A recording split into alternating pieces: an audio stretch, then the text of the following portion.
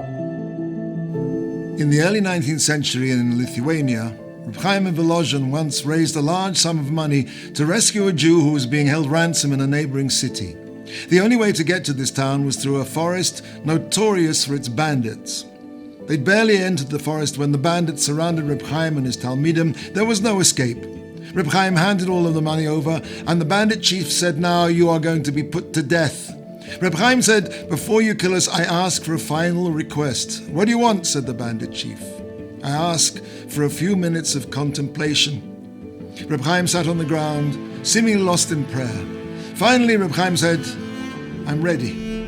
The bandit chief raised his axe to kill Reb Chaim. Then he looked down into Reb Chaim's eyes, threw down the axe and the money, and he shouted, "Let's get out of here!" The other bandits fled. The Talmidim cried out, "A nes! A miracle!" Reb Chaim said, "That was no nes. That was no miracle. When I knew I was going to die, I thought to myself, the greatest of acres, the greatest closeness that a person can have with the soul in this world is the moments just before the soul departs this body.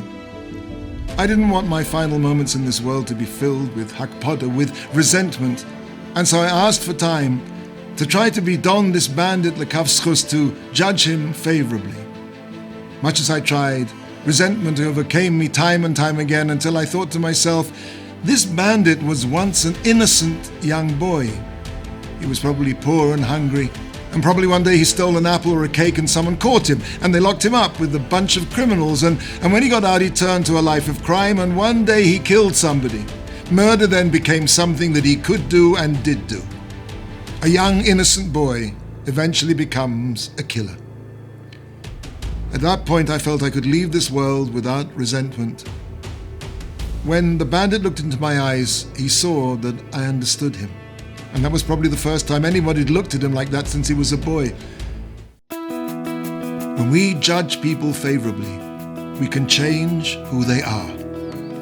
At this time of year, when our holy temple still lies in ruins because of sinat chinam, baseless hatred, lashon hara, slander, and all the faults that come when dealing with other people, if we can change the way we look at other people, we can actually change who they are. If we have children who are struggling and we look at them with positive eyes, we see how good they are, how special they are, who they are and who they could be, we can change the way they look at themselves.